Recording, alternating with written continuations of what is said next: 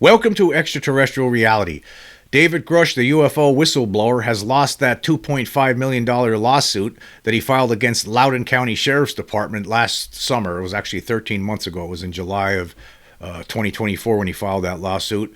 That was because the Sheriff's Department had released information that Grusch felt should have been private information, and that information was released to a reporter named Ken Klippenstein, who was sicked onto Grusch by the Department of Defense as well as the intelligence community. They basically contacted Klippenstein. He's a professional muckraker.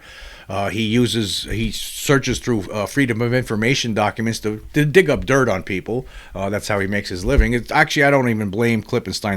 That's who this guy is. Actually, last year, he even pointed out himself that he's not interested in UFOs. He doesn't believe in aliens and that kind of stuff.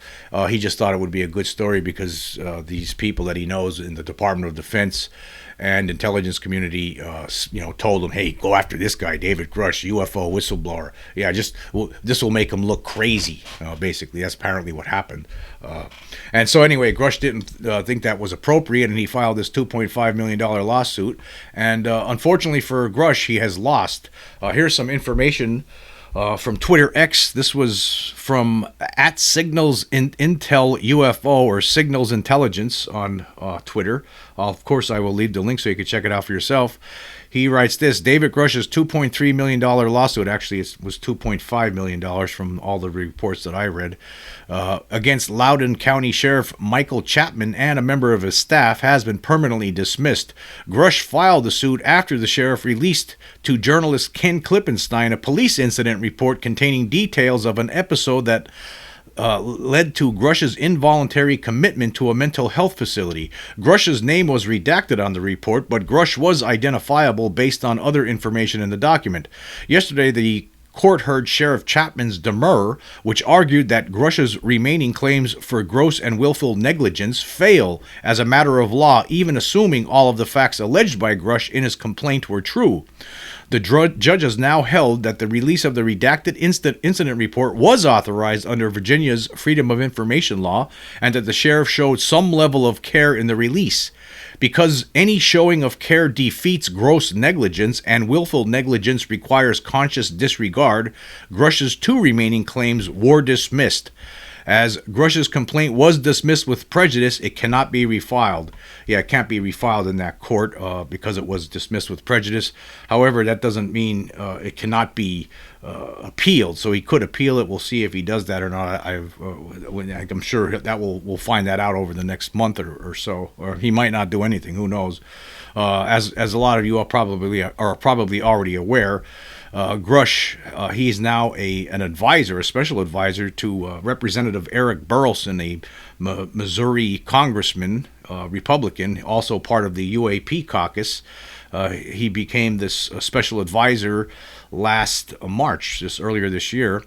And this was a press release with regards to that. It says, Congressman Eric Burleson is pleased to announce David Grusch, a decorated former U.S. Air Force officer and senior civilian intelligence official, as a special advisor. Grusch, recognized for his previous sworn testimony before House Oversight and Accountability Committee about the federal government's unidentified anomalous phenomena activities, will contribute his expertise to Representative Burleson's efforts to promote transparency regarding UAP and other matters on the task force on the declassification of federal secrets. And here was a direct quote from Burleson at the time. He says, "The American people deserve answers about UAPs. David Grusch has risked his career to expose critical information. His expertise will be vital as we work to uncover the truth and hold the government accountable." And that lawsuit was filed last summer, but that story was written before that. Yeah, Klippenstein. It was at some point they handed over that information in late June of 2023, and then that lawsuit was filed in 2024. So. And unfortunately, he lost. Anyway, here's an article. I'm going to pull up this article here. This is from last year. This was from the Loudoun Times-Mirror. And by the way, I just want to point out, I believe a year ago when I was talking about this, because I was reviewing my old podcast, I was pronouncing it wrong. I was saying Loudoun. It's not Loudoun, it's Loudoun County. So I want to make that correction a year later. I don't know if I probably did make the correction already, but I just want to point it out again. Because it bugged me when I listened to myself from a year ago that I kept on making that error. But anyway, this is this article from last summer. It says a retired Air Force officer who testified before Congress that the United States government was involved for decades in a secret crash retrieval and reverse engineering program involving UFOs is suing Loudoun County Sheriff Mike Chapman and an unidentified sheriff's office employee for releasing personal information about him. The plaintiff, retired Major David Grusch, says in a $2.5 million lawsuit filed July 16th in Loudoun County Circuit Court that a sheriff's office employee improperly released highly sensitive personal information about his medical history in response to a Freedom of Information Act request on July 30th, 2023. The employee is identified only as Jane Doe. In an email to the Times-Mirror, Sheriff's Office spokesman Thomas A. Julius said the agency acted in accordance with the law in responding to the referenced Freedom of Information Act and disagrees with the allegations filed. Ken Klippenstein, then a reporter for The Intercept, filed the records request 4 days after Grusch testified before the House Permanent Select Committee on Intelligence. I just want to stop there for a second. I just want to point out, for those who remember, Ken Klippenstein, he wasn't someone who's into UFOs or anything. He was actually chosen by people in the Department of Defense as well as the intelligence community to go after Grusch to try to make him look crazy. This was shortly after he came forward, and he had the big article that was published in the debrief about what he experienced in his investigation of UAP. Basically, he found out that and then later on he testified. Of course, he did eventually testify before House committee, and he reported that that not only were alien UFOs recovered, right, but also alien biologics. He talked about that. He talked about a lot of different things, of course, as we all know. But then, of course, the Department of Defense and intelligence community wanted to smear him, so they some of these people, pointed out to Ken Klippenstein, hey, go to Loudoun County, Virginia. You'll find out that he had some mental health crises, and he had to be involuntarily taken to a hospital. Well, why don't you go check that out? So Ken Klippenstein went to the Loudoun County Sheriff's Department, and he got these documents, and he wrote it was an obvious hit piece. He didn't even get any comments from Grusch on it. He just basically made Grusch look like a damn fool. And I know I've talked about that in previous podcasts as well. So it was most certainly a hit piece, but unfortunately for Grusch, he's not going to get that $2.5 million. Anyway, that article from last year goes on to say, it says, Grusch told the committee that several current and former members of the intelligence community and military provided him with photography, official documentation, and classified oral testimony about the program, according to a transcript of his remarks. Grusch said that he filed a whistleblower complaint with the United States Office of the Intelligence Community Inspector General and suffered retaliation for his actions. A sheriff's office employee provided Klippenstein with an incident report detailing why a magistrate in October 2018 issued an emergency custody order to detain Grusch involuntarily at Innova's Loudoun Adult Medical Psychiatric Services Program for a psychiatric evaluation, according to the lawsuit. An ECO allows people deemed by a magistrate to be a danger to themselves or others to be held for up to 8 hours for an evaluation. A mental health worker who evaluated Grusch sought a temporary detention order for him, but Grusch was not committed and was consequently released, according to the suit. A TDO allows a person deemed a danger to themselves or others to be held up to 72 hours before a civil commitment hearing. Reports and court documents related to an involuntary admission are excluded from being released under the Virginia Freedom of Information, according to the suit. The defendants had no authority to exercise discretion when releasing information relating to plaintiff's involuntary admission records, reports, and or documents, the suit says. The disclosure to Klippenstein was prohibited by law. That is, I'm just going to stop there. I'll leave a link to that article as well so you could check it out. But that's not how this judge saw it. Basically, he wrote in his order here, it says, the matter having come before the court on the amended demurrer filed by defendants Sheriff Michael Chapman and Mary Ellen Clark, and upon consideration of the demurrer, the opposition of plaintiff, defendant's reply, and oral argument is, it is hereby ordered that the demurrer be, and the same hereby is, sustained without leave to amend, and it is further ordered that plaintiff's complaint and this case be, and hereby are, dismissed with prejudice. So that's it with that. So we'll see if he files an appeal, but it doesn't look good for that lawsuit. Apparently, they were acting within the what they were acting within the law as far as Virginia is concerned, according to this judge, but we will see. But again, the fact of the matter is that Grusch was most certainly picked on. He was most certainly targeted by people within the government who wanted to try to make him look like he's a nut. That's basically what the whole point of this was. I mean, they go after someone who's a professional muckraker like Ken Klippenstein, who was working at the Intercept at that time when he wrote that article. I believe he's on his own now. And they know what kind of reporter he is. Professional muckraker. He digs up the dirt, drags Grusch through the mud. Grusch doesn't like that, of course. He feels like he's doing the country a great service by blowing the whistle on the UFO cover-up. But of course, look what he got instead. He got a lot of people pointing fingers at him, calling him a liar, calling him crazy, and this and that and the other. And now, unfortunately for him, he lost that lawsuit. So that's where that's at now. Okay, moving on. I want to talk about an incident that happened back in 1960. It was a very interesting UFO encounter. And here's an article. This is from UFOcasebook.com. And right now I have on the screen this picture of this UFO that this military from the Argentinian Air Force took in 1960. And it's in a field here. There's a horse you can see sitting there. And there's this cone-shaped object here.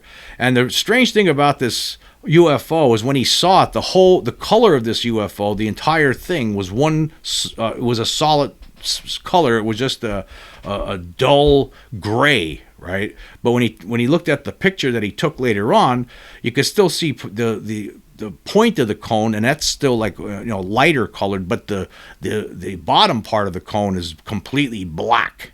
So that was a strange aspect to this incident. Anyway, here's what it says about this. This is actually an older article that was written from 1977, actually. It says, it is a single witness case, but this witness is a high-ranking officer of the Argentinian Air Force, or AAF, who by a fluke was able to obtain a remarkable photograph as supporting evidence of his encounter. Even in Argentina, and perhaps due to the association of the witness with the AAF, the case was not given much publicity until 1977, when it finally was reported in UFO press. Anyway, the witness in this sighting is Hugo Niotti, then a captain of the AAF assigned to the Air Force School for Sub-Officers located in the city of Cordoba. Contrary to what many would expect, his involvement in the case did not affect his military career, and 17 years later, when finally interviewed by Ron Coroni, he had risen to the high rank of Vice Commodore, occupying a responsible position with the AAF. The incident on July 3rd, 1960, then Captain Niotti was driving from Yacanto toward Cordoba. The weather was inclement, typical of what one would expect for that area in the middle of winter. It was drizzling off and on, and the cloud deck was very low, perhaps 100 to 150 meters. The road was rather slippery, and Captain Niotti was concentrating hard on his driving. At approximately 4:30 p.m., he was in the area of Villa General Belgrano, about 70 kilometers from the city of Cordoba. He had finished negotiating a wide S-curve when he suddenly noticed a rather close and unusual object hovering near the ground to the right of the road. Startled, he stopped the car, grabbed his camera, fortunately next to him on the seat, moved a few steps away, and proceeded to take a photo of the object, which was moving slowly. While he was engaged in winding the film to take a second shot, the object started to accelerate and disappeared into the clouds, which, as stated, were very low. The whole incident had lasted about 40 seconds and had developed into the most absolute silence. This eerie silence, coupled with the bad weather and the abruptness of the incident, gave Captain Niotti a sense of irreality, which puzzled and confused him. In this mood, he jumped back into his car and continued his trip to Cordoba, where he proceeded to have the film processed. Here is Captain Niotti's description of what he had seen. The object was conical in shape, with a height of 7 to 8 meters and a base diameter of 3 to 4 meters, with its axis almost parallel to the ground and its base facing the witness.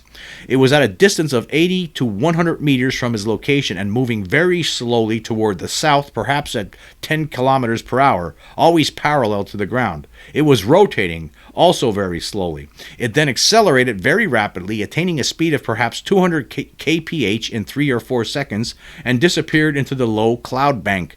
This sudden acceleration without any sound was inexplicable to the witness in view of his proximity. The color of the object was a uniform dark gray. The surface was perfectly smooth without joints or rivets and had a definite metallic aspect.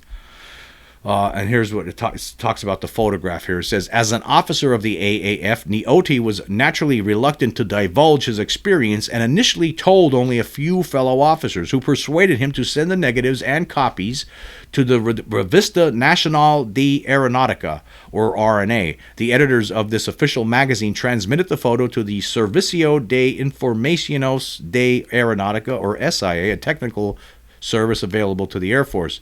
The SIA gave a good bill of health to the photo, and the sighting was reported by the RNA in its issue of November 1960. It is remarkable that never before or after have the armed forces made public the results of a UFO investigation.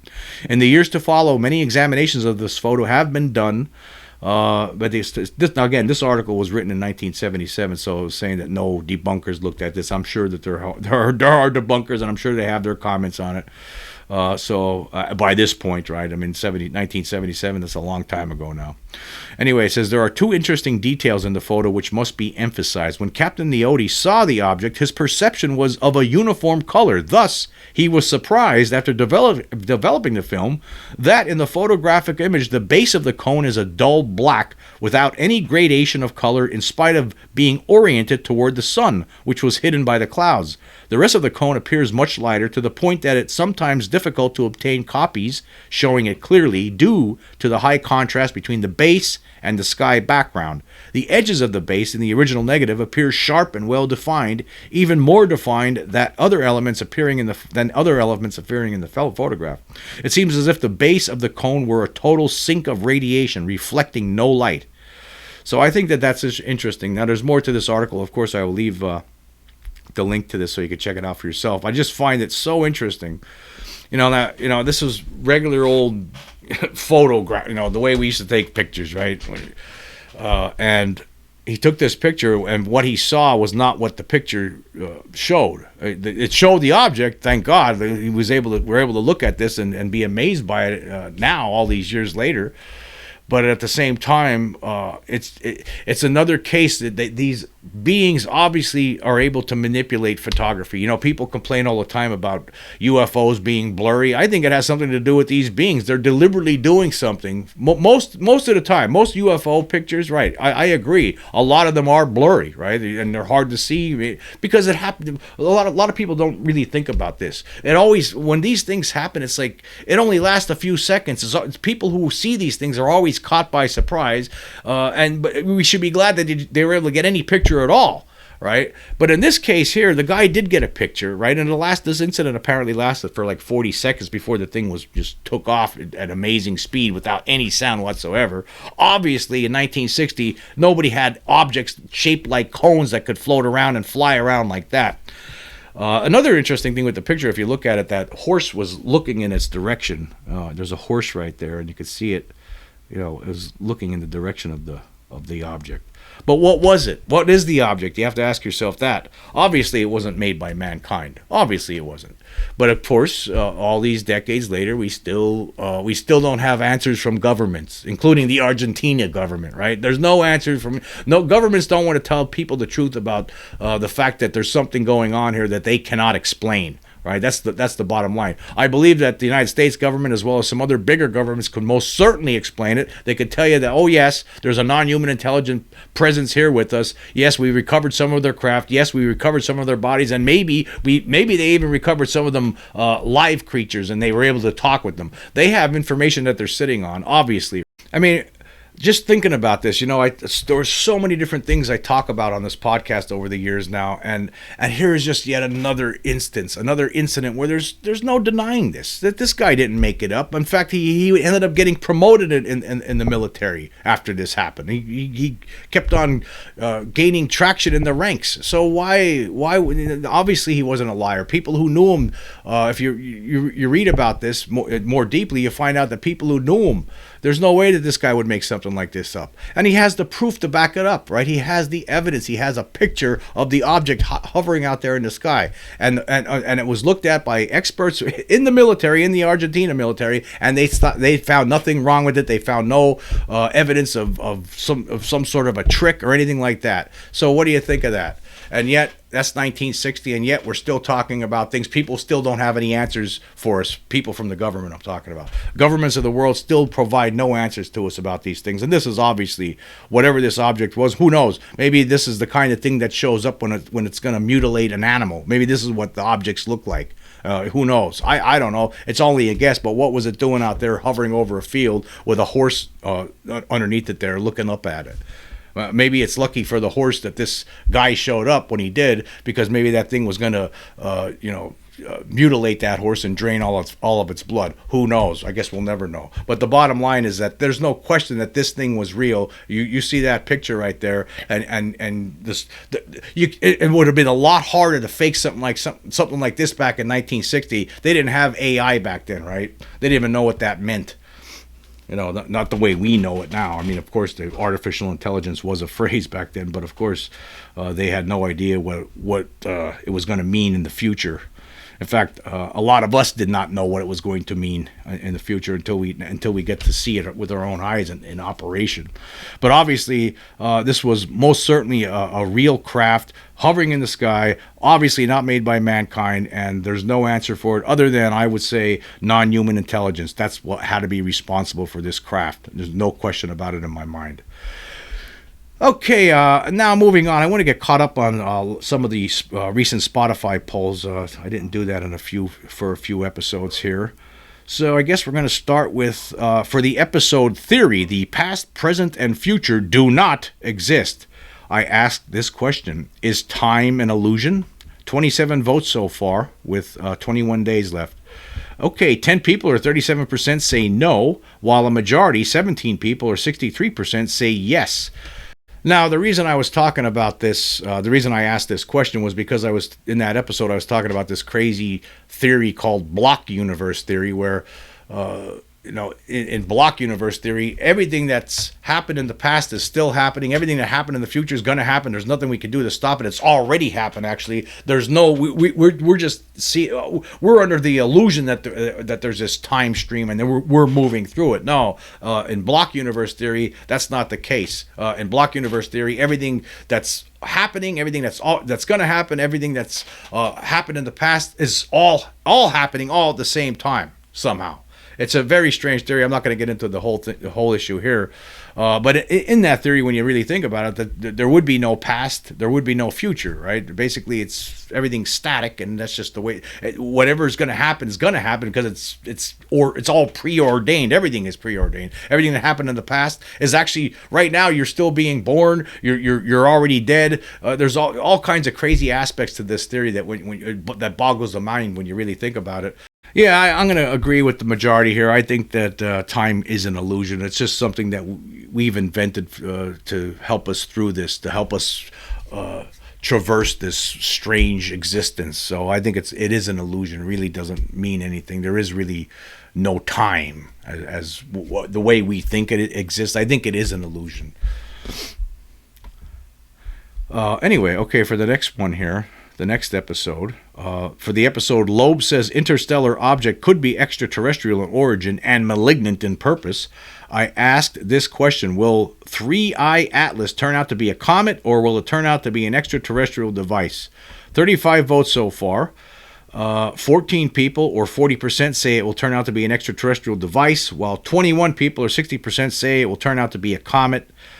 I'm going to agree with the majority here. It's going to turn out to be a comet. In fact, even Avi Loeb himself, who's pushing this theory forward, believes it's most likely going to turn out to be a comet. So I think it's going to turn out to be a comet. I don't think it's an extraterrestrial device.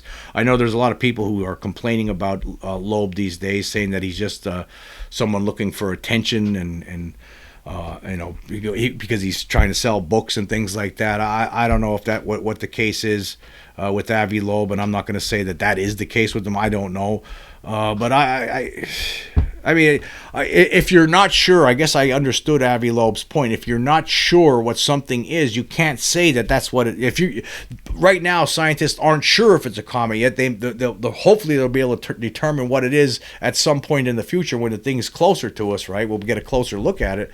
But until you know that, it could be something else. And he pointed out why it could be something else because of the characteristics of it, the strange way it's moving. There's certain things, aspects to it, and I really don't know what to say. In the end, I think it's going to turn out to be a comet. I don't think it's an extraterrestrial device whatsoever.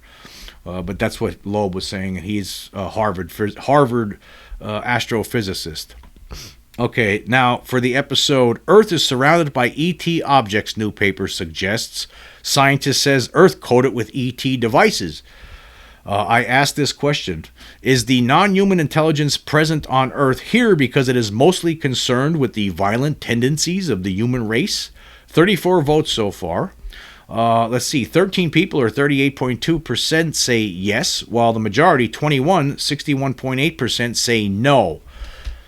I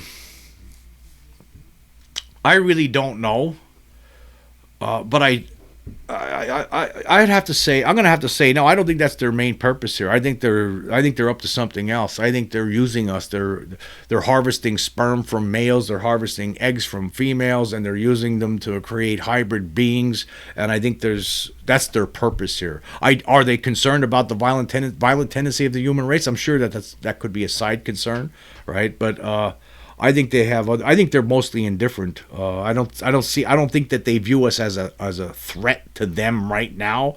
I mean, maybe 10,000 years from now they might view us as a bigger threat, but right now I don't think we could do anything to them. Not that much anyway. I mean, we haven't had someone walk on Mars yet, so I don't think that's their concern right now. That could become a concern for them later on. I don't know if the human race will ever make it till later on, though. However, I just don't know about that. So I don't think that's why they're here. No, that's not why they're here. I think they're here for other purposes. They're here for this hybridization program purpose. I think they're using us for that. For what the end game, what the reasoning is behind that, we can't say. But I think that's what their main purpose is for being here. Okay, for the episode, Canadian resorts to CE5 meditation to cure deafness, gets years of NHI torment instead. I asked this question: have you ever conjured a UFO or non-human intelligent being via CE5 meditation? 39 votes so far. 5 people, or 12.8%, say yes. That's a good chunk of people saying yes. While 34 people, or 87.2%, say no.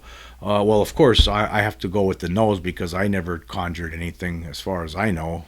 I never tried CE5 meditation, so that's negative for me. But some people have tried it, and I did. In that episode, there was the person I was talking about. That's the reason he tried it. It was a guy from Canada, and he's been having issues because of that ever since. And this happened to other people. I was talking about somebody else who it happened to, who I had on the show a year before that. So this is something that happens sometimes to people when they try this. And apparently 5 people who respond to say it happened to them. So maybe if you don't know if you're not sure, you don't want to create an issue for yourself. Really think about this before you go try and CE5. You might end up regretting it. So I just want to throw that out there. Okay, for the episode, FAA report details 2023 sighting of giant UFO by military witnesses / CE5 incident reactions. I asked this question: was the UAP witnessed by military personnel in Florida in 2023 man-made or an NHI craft? Of course, we were talking about a very large cigar-shaped object that military personnel saw at a naval a base in Florida back in 2023. And let's see, 7 people, or 24.1%, say it was man-made, while the majority, 22 or 75.9%, say it was NHI. Based on that reporting, if the reporting is correct, then I have to say it's NHI, because I don't think the human race has something like that. So that's where I stand with that one. If the report is correct, then I have no reason to believe why it would not be. Okay, for the episode, aliens will certainly be interested in the NASA nuclear reactor planned for the moon. I asked this question: do you expect the NHI presence to react in some fashion when the United States begins construction of its moon nuclear reactor?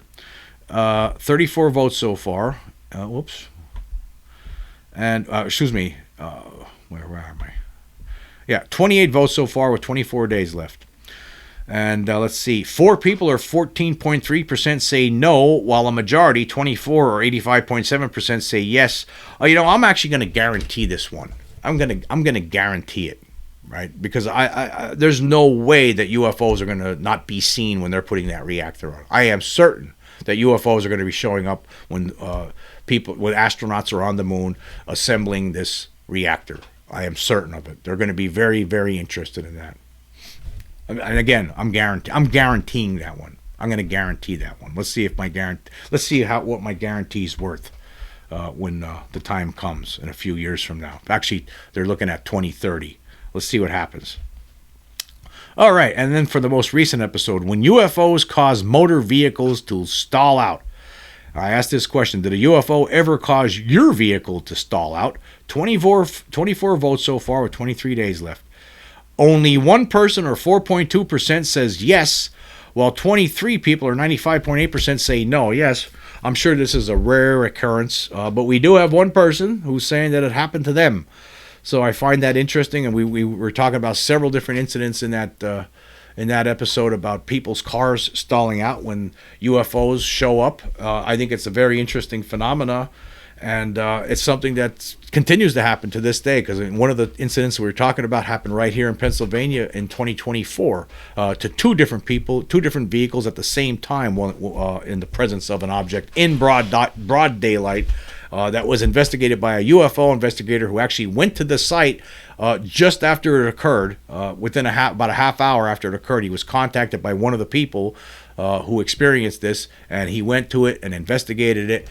And obviously, this is something that still occurs. So, as I warned in that episode before, if your car ever stalls out and you're in the middle of nowhere, make sure there's not a UFO hovering above before you get out of the car. Maybe you want to check stick your head out the window and make sure there's nothing out there before you go to find out what's wrong, especially if there's nobody else around, because it might just be a UFO and they might be trying to get you to get out of that car. And then who knows what will happen. If there's a UFO there, your car stalled out, and nobody else is around, God knows what might happen. So make sure you look up in the sky before getting out and checking the engine. Anyway, I want to say thank you all for joining me today. Until next time.